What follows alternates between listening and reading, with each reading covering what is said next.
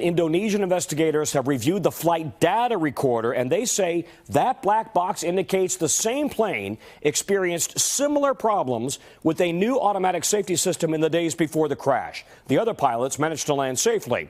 The 737 MAX is Boeing's latest high-tech passenger jet. It is selling fast around the world, so understanding why this brand-new plane crashed in Indonesia is a high priority for investigators. Crash investigators who've recovered the flight data recorder say it tells the story of 11 minutes of terror as the pilots of Lion Air Flight 610 fought a tug-of-war battle with the plane's computer to keep the plane in the air. Up and down more than 24 times. The plane's computer pushing the nose down towards the ocean, the pilots fighting to pull the nose up.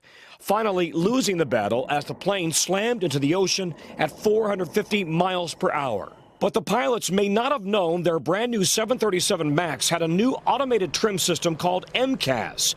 U.S. airlines say Boeing never flagged the safety system, which forces the nose down to avoid a potential stall, even when the plane is being flown manually. Investigators believe MCAS may have been activated after receiving bad data from its sensors or onboard computers. That altitude from 6,000 to the ground is very short, so you need to do something immediately. Veteran 737 pilot Ross Amer showed us the system can be disabled by simply flipping two switches. Waiting too long can be deadly. I'm in a nosedive. Airplane is basically out of control, going through 340 knots towards the water directly. Airspeed altitude. In a press conference overnight, Indonesian investigators reported that the aircraft in question experienced similar issues the day before the fatal crash. And that crew continued on to their destination after shutting down the anti-stall system.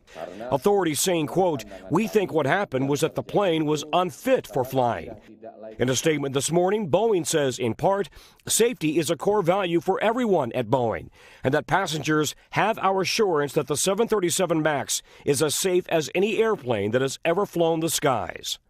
Lion Air is also under scrutiny for allowing the plane to fly, despite those previous pilots reporting that they, too, had problems. Investigators have not yet recovered the other black box, the cockpit voice recorder.